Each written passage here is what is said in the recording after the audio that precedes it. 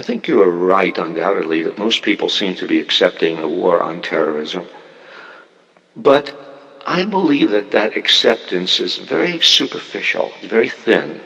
I believe it's based on the fact that people do not have information given to them by the media. Let me give one example. This should be played at high volume.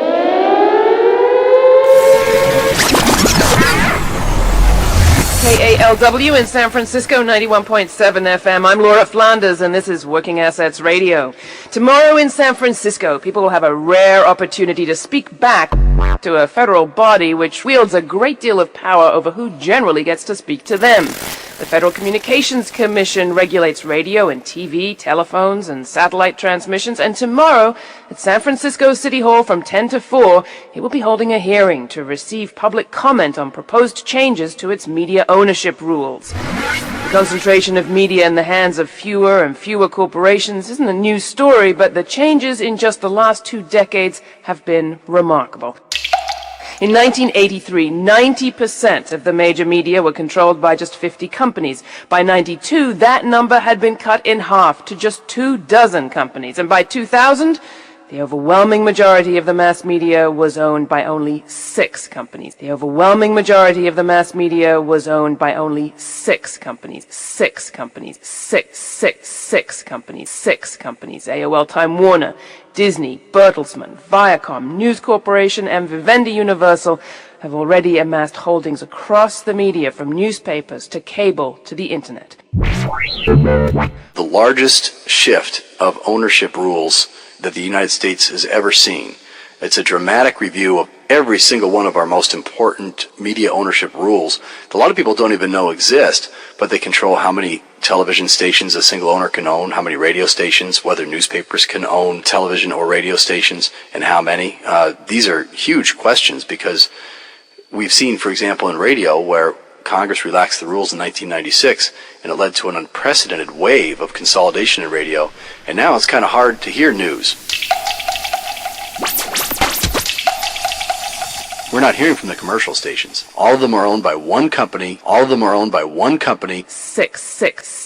All of them are owned by one company. We're not hearing from the commercial stations. All of them are owned by one company. Clear Channel Communications. Clear Channel Communications. Clear Channel Communications. Clear Channel Communications.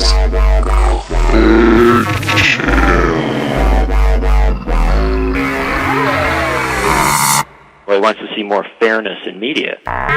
What you don't want is to have so few owners in a community that they can dominate the dialogue and move it in whatever direction they might want to move it in without having the alternative of competing ideas to ensure that there are diverse owners of media.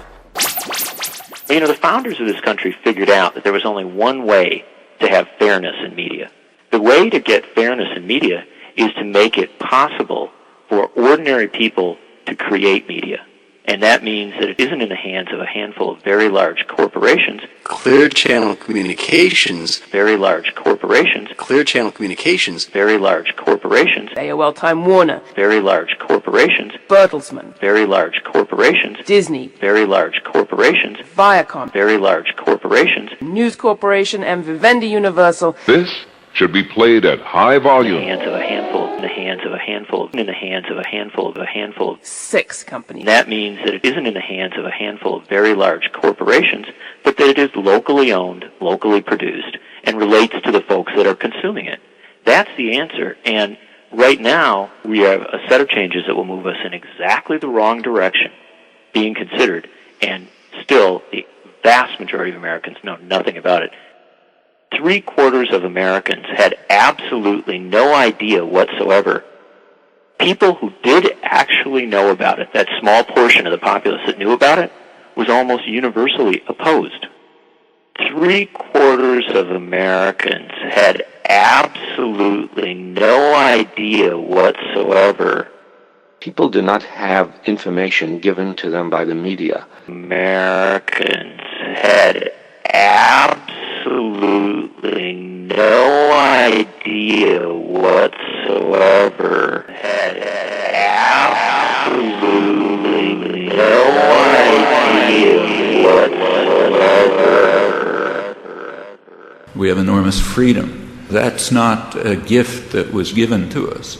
It's a legacy that was left to us by centuries of struggle, by centuries of people, most of whose names are completely forgotten, the ones who created the freedom and the rights that we now have, and that will be taken away unless you constantly defend them.